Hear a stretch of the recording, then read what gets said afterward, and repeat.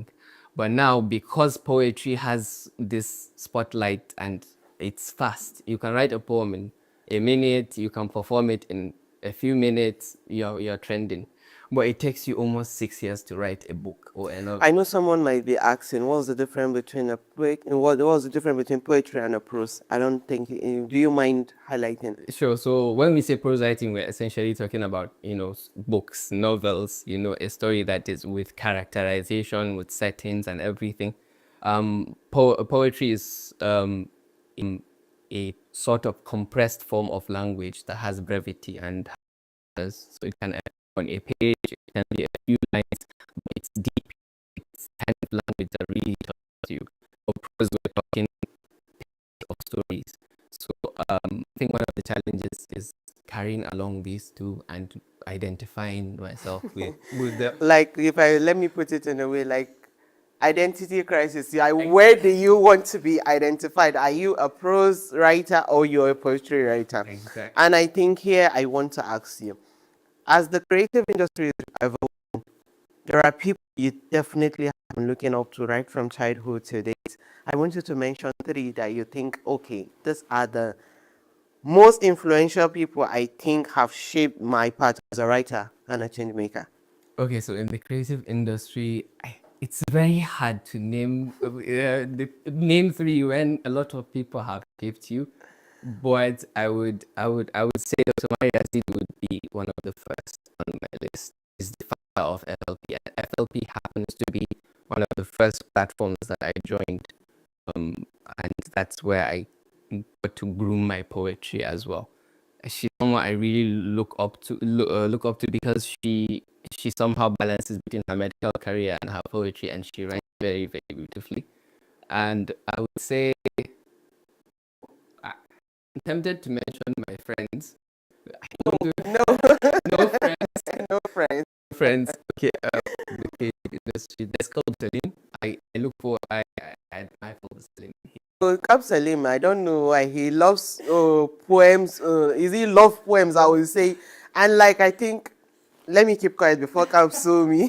Yeah, Kalb has his I have to mention that his spoken word Yours Sincerely was my inspiration to getting into spoken word. Wow. And I told him and he was like, wow, I didn't know. But he's someone even beyond the creative space, he's a very influential figure and I really look up to him. And then it's very hard to mention just three. I'm just thinking about so many other people. But yeah, I would go with Antina Siba as the third person. She's the curator of the last Cap Fest 2.0, the Kano Yeah, International international Poetry poetry. Festival. And Yeah. Antina Siba has been doing so much for the poetry space. And she also sells books. She's a medical lab official at AKTH. And Is it a must for these creative people to be from a medical background or what? And I think one thing I would love to say is I was expecting you to mention one person, which everyone around you know who that person is. But since you did not mention, I will not be the one to say it. And you know who I am talking about exactly. I can have a guess. She's Yes, my she. mentor. She is Yeah. a she, so I don't want to That's mention why her I name. said you have to give me more slots. No, I don't want to give you more slot.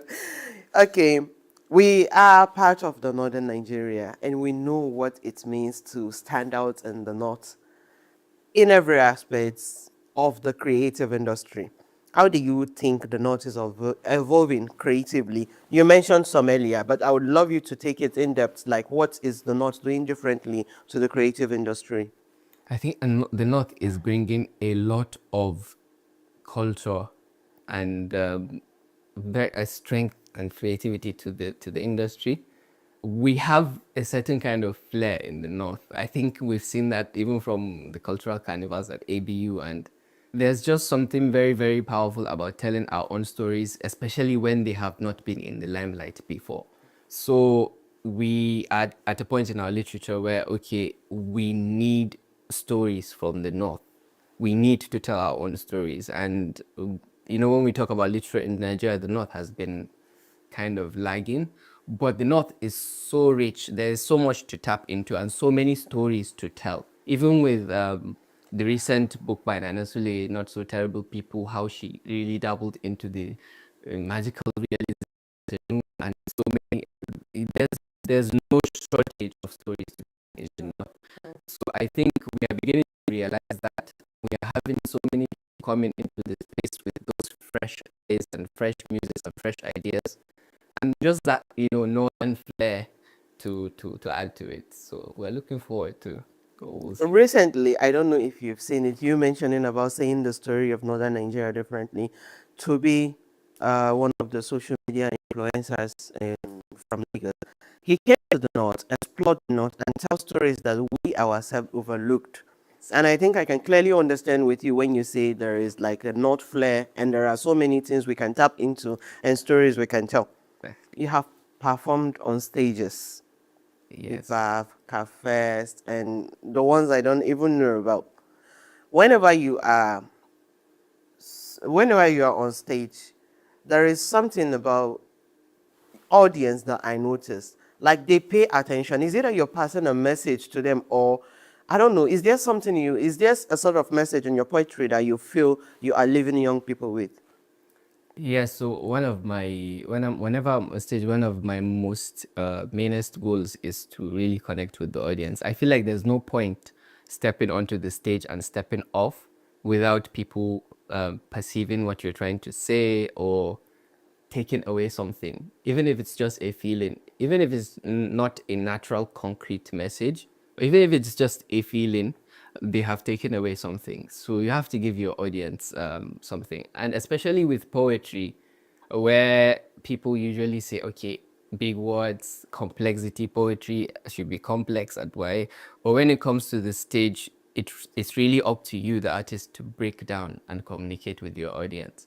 So I always want to create a poem, a piece. Whenever I'm crafting a piece, it's always about one question. Can the audience relate with this? If my answer is yes, then I think I'm good to go. That's very powerful. So you're using it to capture us, and I think here we've got you. There is something my boss do. She call it rapid fire. Okay. She will ask you to choose between so many things. So here in the creative space, I'll ask you to choose writing. Oh, sorry, not writing. I know you will choose writing definitely. Music or movies. Movies. Wow. Okay. Fiction or non-fiction. Fiction. And I think let's go to the last part of that rapid fire. If you had to choose, between Nana Sule and Adhan Islam, who will you choose? This one is so tough. Yes. So tough. You have to choose one person. I don't want consideration, like just one person. And I have to. Yes, you have to choose Nana Sule or Adhan Islam. Yeah, they're my favorite. Both of them. No. I'll go with Alhan. Definitely, I know that's who you're going to be choosing. And I think it takes me to my last question. Between your civic roles, writing, and performance, how do you stay grounded and consistent in your creative process?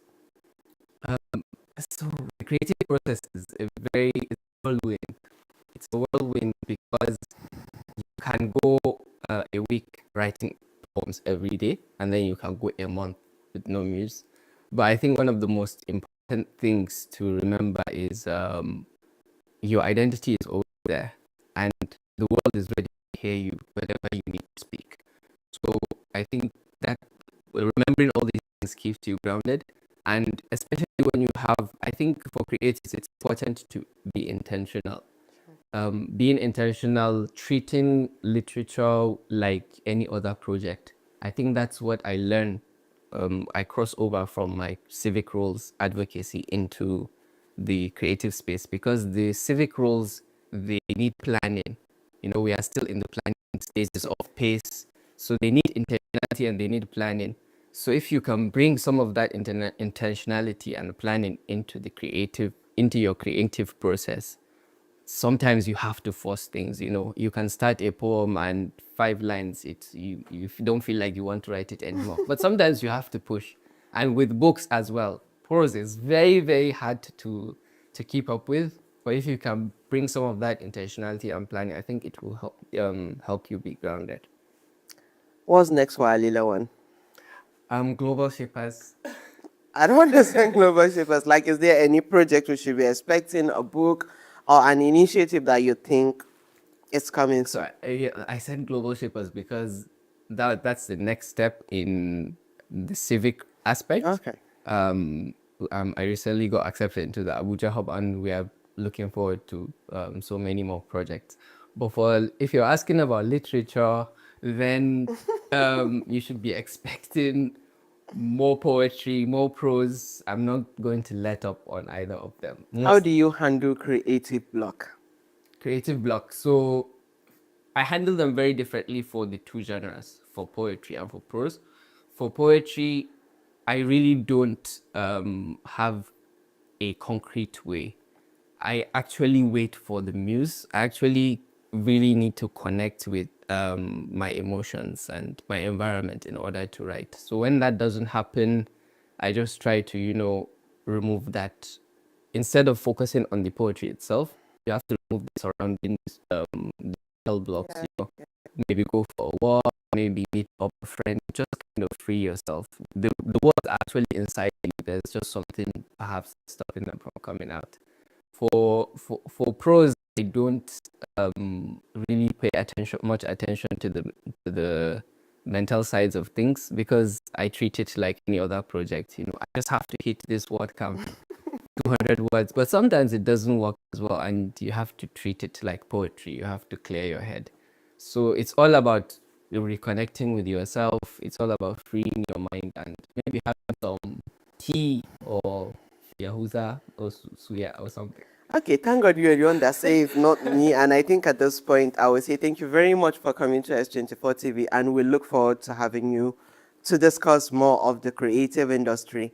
At this point, I want to say thank you everyone for watching. This is Creative Pulse on S24 Television. My name is Samira Usman Adan, and I will be your host for this amazing show all the time. Thank you.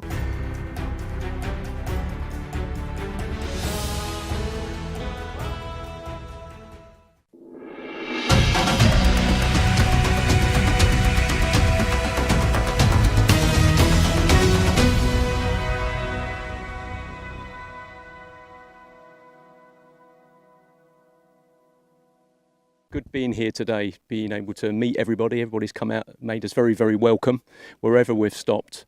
And I think it's really important that we challenge the narrative that's playing out on social media about the insecurity that's here. So tell us what the situation is here at the moment. In fact, you have come at the right time because all the negative narratives people are selling out there is quite different from what obtains on ground here in Basari local government area. I believe you can see this community.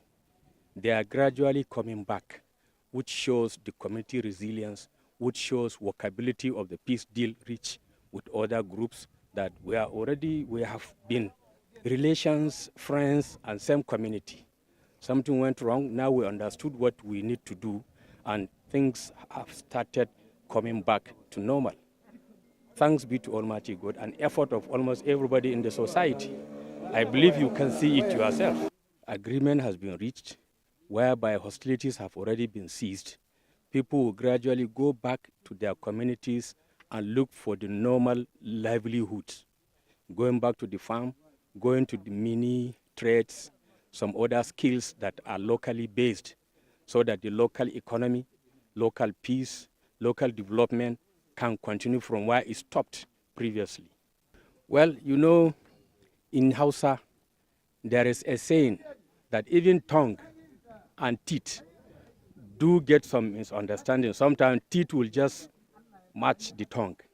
So also if you are staying in a community, even within your family, sometimes you do get something that may not go down well with the other, in the same house, the same family. So that's what it is, and it's normal to human community. It's normal to human beings. Just as peace scholars are saying, conflict is necessary, conflict is unavoidable, but can also generate chance for development as well as progress. So people have understood that being in peace is better than whatever people will continue to do otherwise. So peace has gradually returned, and people are coming back to their localities. People are picking up the pieces of their lives that were broken previously. Now you can see them very happy. See the children, see the married women here, and the husbands are here. So we too, we are all happy, and we praise the Almighty that has allowed us to reach this moment, and we are hoping for more in the nearest future. We call them Community Watch Corps, that is CWC. They are introduced by this administration of Mr. Malan Dukko Umarada just a year or less than a year when he was sworn in as a governor, which he has that's our idea for quite a long time. And when he produced these people, we have seen that there are a lot of difference for their work. We have seen a lot of progress because they were able to combat this banditry within the shortest possible time by attacking the informants, because that is the root cause of everything that happened. They are the people that report in and out, and in fact, they have to start with them. So we have seen a significant change when they started, and I think that is the architecture of what happened today, because they were phrased to the extent that they have to come and look for negotiation, and that is what we have done, and that is what we are enjoying for quite a long time now. We've spent the last few hours in Batsari local government here in Kutsanda State in northern Nigeria. We were invited to come and see what the security situation was like after interviewing the governor. I met the Honorary Commissioner for the Ministry of Internal Security and Home Affairs, and we came to Batsari to meet with members of the Community Watch Corps, a local initiative where local people are recruited in order to fight banditry locally. Now, the reason it seems to be quite successful is they're recruited from the local population, they know the area, they know how to get around. One of the things that became really obvious today, standing in the crowd, a warm welcome from people, lots of people have experienced banditry, is the fact that they are amongst the local population. I could have been standing next to someone that was involved in that. But I think the story that was most interesting for me was talking to a local imam who had actually been kidnapped himself by the bandits. His family had been kidnapped, his wife, his children. He'd been to pay ransom to get his children back, and then they kidnapped him again. And he actually saw one of them, unrepentant, sitting as a member of his congregation on the Friday. I thought it was important that we came here today with our colleagues to tell you what it's actually like on the streets of Batsari and Rumar, where we were visiting. People came out, going about their daily business, women, children, people going about their commerce on newly constructed roads as part of infrastructure projects. So no matter what you hear and see on social media, this is me reporting live from Batsari, John Costa for S24.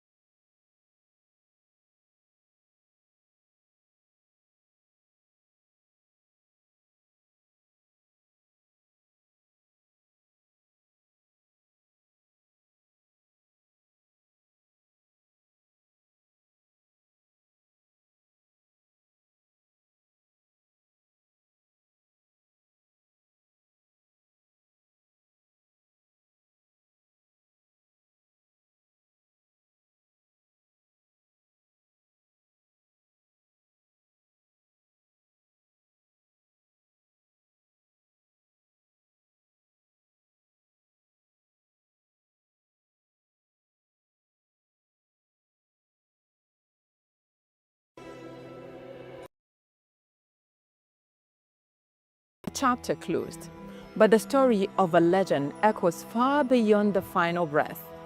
Let's take a look at key life lessons to learn from the life of the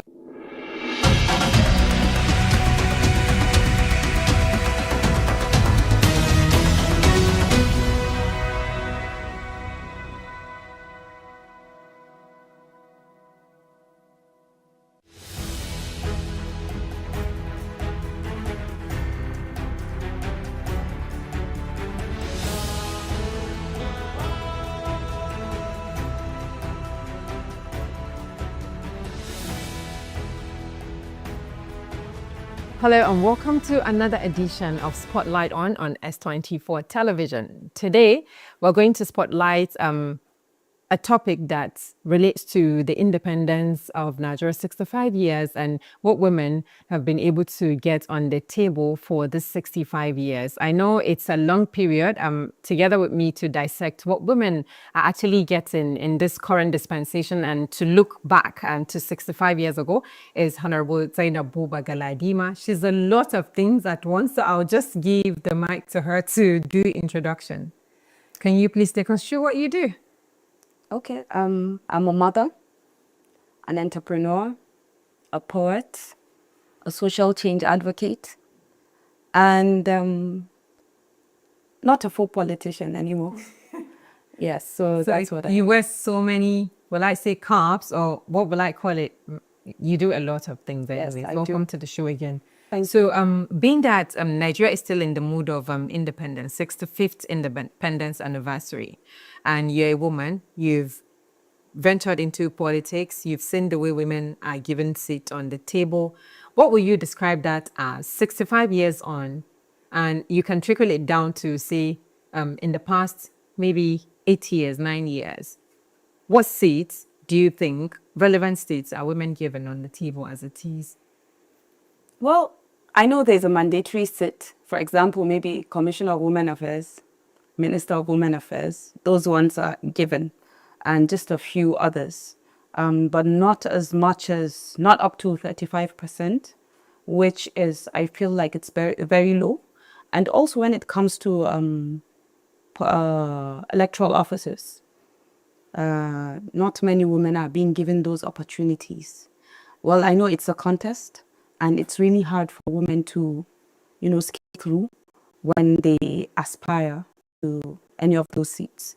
So because of so many factors that affects, maybe funding, maybe lack of mentorship, maybe the godfatherism aspect, or basically lack of support. So a lot of women are going through that. And I feel like we could change a lot of things when we come together as women and we find men that really have that kind of Zeal. zeal or mindset of seeing women progress, and he for she kind of men that would support any woman. But I don't want just any woman. It's not about just any woman. It's about women that have something to offer. Yeah. Women that are competent, women that are consistent in anything good that they do.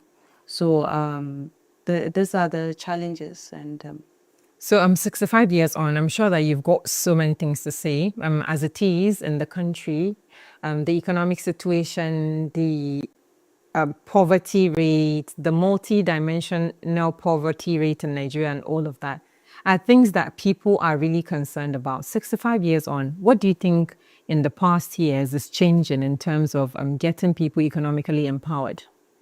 well, I think a lot of people are seeking other alternatives to become economically independent, not really relying on the government. People are creating opportunities for themselves, which is very big now, especially in the North, for example. A lot of women are doing businesses, they're engaging in businesses, they're holding the family together. So these are things. And with the coming of technology, a lot of people are venturing into, innovative things. And I think it's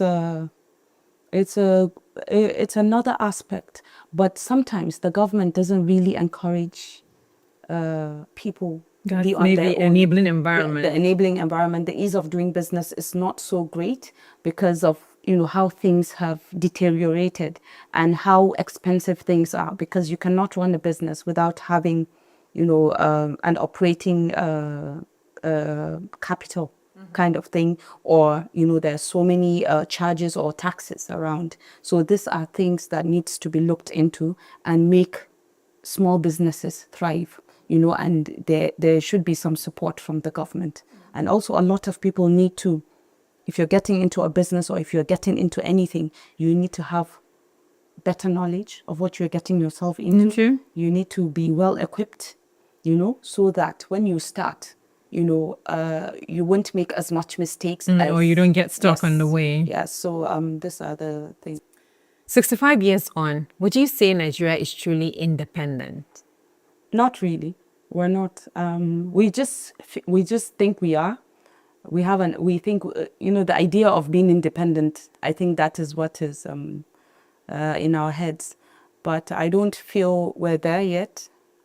Because we still depend on other countries to borrow us money. We still depend on so many things. We copy so many things. And I feel like there's so much we can offer as a country, with human capital resources, with mineral resources, natural resources. But I still feel like we're not utilizing what God has given us. This morning, somebody called me and was wishing me happy Independence Day. I was like, I don't really feel free, because, first of all, when you want to recite the national anthem, it's a bit of a challenge because they changed it and a lot of us are finding it difficult to keep to the words. So that's number one. The act of patriotism, It's no longer there? It's no longer Or it's there. really minimal? It's minimal. People forget that this is the country they should love. People forget about that. And you don't blame them, because so many people are concerned about the challenges they face every single day. So it's really, most Nigerians are a bit disappointed and enfranchised on a lot of things. So really, if they would be asked this question, I think they would want us to be better. So would you say when you came out this morning, I'm sure that you've been to multiple places today. Yes. What mood did you see in Nigerians? When it is Independence Day, you see celebratory mood everywhere. What mood did you see? And do you think that Nigerians still got a kind of belief that this country will work? Well, the mood I saw, it's just a regular mood. I just saw one person just selling flags and he was just waving them around. That was all I saw. Which is not the normal. Yeah, it's not, because usually we have Independence Day party, people in their homes, they celebrate. Do you understand? They call friends, they come together, there will be fireworks and all those things. So, we've lost that. The motivation is not really there. And on your question about how... Whether there is belief in people's faces? Not really, because there's not much trust going on. And I just hate to be a party pooper or somebody that likes to be negative all the time, but you can't help it. Sometimes this is what is happening. So I just wish things would change for better. I just wish a lot of our leaders consider the path of transparency and accountability and service as well. Do you think it's something achievable? Because when you say transparency and accountability, we're far from it as a country. Yes. Because as citizens, we are not doing our own due diligence to make sure that we hold people in places of authority accountable. Because, of course, you elected someone. You should be able to follow through whatever it is. Do you think it is doable to get leaders accountable and transparent in their dealings? Absolutely. It is very possible. People are getting more enlightened. I know it's not something that you can just do tomorrow or in 2027, but it's a gradual process. Many developing countries had to go through so many hurdles to be able to get to where they are. So as Nigerians, as citizens, we have a lot to do. Because I think that if we choose our leaders this way and we do not ask for transparency or accountability, it is our fault. So if these leaders know that if you get that, this is what we expect from you, this would encourage them to fix the system, because we have a systemic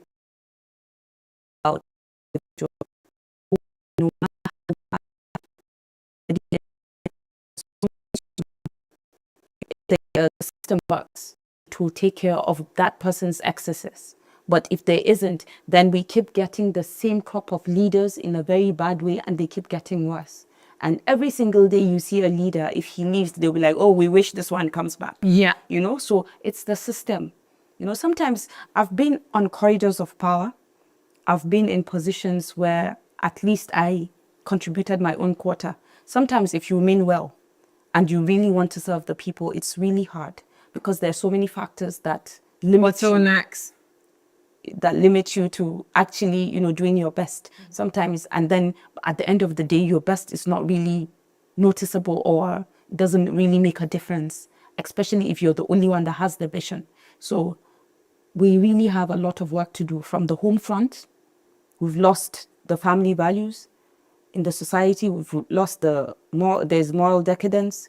You know, things like this. These are things that we need to address. If not, then I don't know where we would go, because there's so many issues that are just waiting to explode. Yeah, like a ticking time bomb. Yeah, so It's a lot. So what does independence mean to you personally? this one. Well, really, to be honest, I don't feel the zeal. I don't feel it anymore. Every single day you just keep getting disappointed. And so sometimes you lose that touch, you know. But I just wish really what independence means is for us as a people, the owners of this land, be able to pilot the affairs of our country properly for progress and for a greater Free of any external or internal influence somewhere. There are influences. Is one you choose. You know, it can be positive, it can be negative, but be smart about it. Be diplomatic about it. You know, the problem is that according to paper, we are independent, but a lot of people still see that Nigeria is under neocolonialism. Yes. So why do we get to election circles and our maybe aspirant needs to go somewhere else to prove to the world that they are vying for that position? It's really a crazy thing. As a part-time politician, I know there are a lot you might want to do as a person, but if you don't have that political state, you're not able to effect that change. Do you ever think women can take seat of power in Nigeria and make a difference? Because, you know, there is the notion that women are the weaker gender.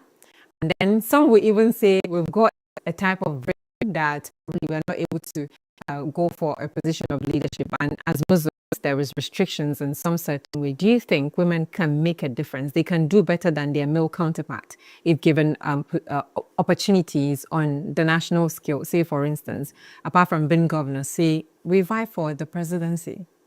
Maybe steps. But when you say women are weaker, I don't believe that. I know that That's a women, notion. yeah, that's Not a notion. from myself. But I feel like they come from a place of emotions. You know, we do use We're our emotional emotion. We're very beings, yeah. emotional, you know. But when you look at, is it Venezuela, you know, a lot, they're doing very well, and women are their leaders. So there are women that, you know, is actually machaka mamaza, you know. There are women that have the, you know, that are lion-hearted. There are women that actually really mean well. They really want to do well, and if given the opportunity, they would. And same like men. There are men that are weak. You know, they can't really, you know, they influence easily. They're not. So it just depends on what it is. So I don't believe in women being weak. I believe that yes, they're emotional. Once you have a strong woman with great discipline and determination, with strong emotional intelligence, I feel like she could do a lot more. You know, so positions, yeah, we can. But the thing is, let your value speak before your voice. I think once you have that and you so much believe in yourself and your self-worth, I feel you can go places. Despite the restrictions. Yeah. So what should we expect from you as a part-time politician in the progress of Nigeria?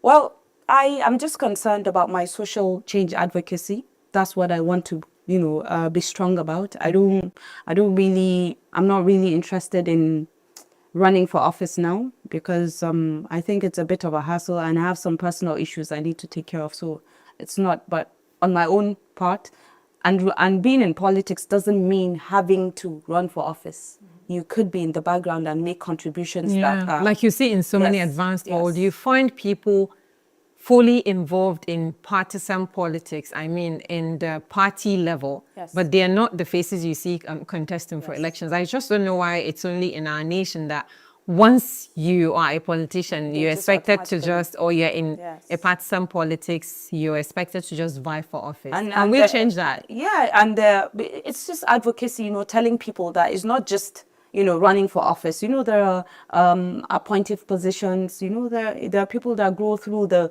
civil service Right. and they're doing well, So there's a lot women can do and, other people can do. And you can also create your own opportunity, set up something that will give you a place at the table. And really, now there are some establishments that really, there are no tables. They don't even invite women, young people. So you bring your own table and start it up. So that's Before what I your do. one message to call it a day, I would like to do like a fireside round, like 2 or 3 questions. Okay. So if you have to choose between protest or writing to appropriate authorities for change, what will you choose? None. Why? Because when you write, probably it doesn't really even see the light of day. And when you protest, sometimes miscreants Take over. take over. And even if sometimes you mean well, the other people you're protesting against, they try to, disarm you by using authorities and other things. So I think it's dialogue. Try once you have numbers, they don't like numbers, just like I said earlier, they don't like numbers. So instead of protesting, you could, penetrate, different mindsets.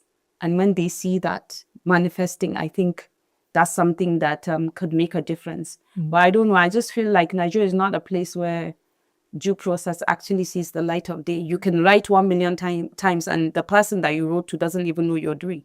Just like when you submit a CV, you just find it at Mekose's, Table. So exactly, that is what will happen because there are some people that would see that paper and it affects them and they would not want that paper to go further. For people who don't know what Miyokose is, it's actually a Akara beef cake seller. fryer seller. Yeah. Yeah. So if you had to choose between democracy and military rule, which would you Both have their positives and negatives. choose one? I prefer Before you- military. Okay, you Yes. prefer military. Why? Because there's law and order. People obey rules. Most of this nonsense that is happening. Under democracy. Yes, because there are no consequences for actions. People do things and they get away with it. But in the military, you can't go to the barracks even now and try and do nonsense. You know that is not going to happen. They will not. You don't even start it. So you were Do you trying- understand? Because there's discipline, there is law, and you face it. Yeah. So people don't try that. So you were trying to say there are the good sides to both. So do you really like to see something about it? In military, they might say maybe there might be human right abuses. That's Or with democracy. with democracy. Sometimes it's even more. Okay. Do you understand? Both have their, and everywhere there's corruption. You can't just single it out. But the thing is, we just hope that there are people that have that. Only God knows the mind of a person. So it's really And lastly, revolution or systemic restructuring? systemic restructuring. Thank you. So one message to the Nigerian public. Where you go. Let's contribute our quarter to make Nigeria greater. Thank you so much. And that's it on Spotlight on today with Honorable Zainab Buba Galadima, where we've touched light so many things. I'm sure you'll enjoy this episode. Many thanks for joining us again. See you again next time. Bye for now.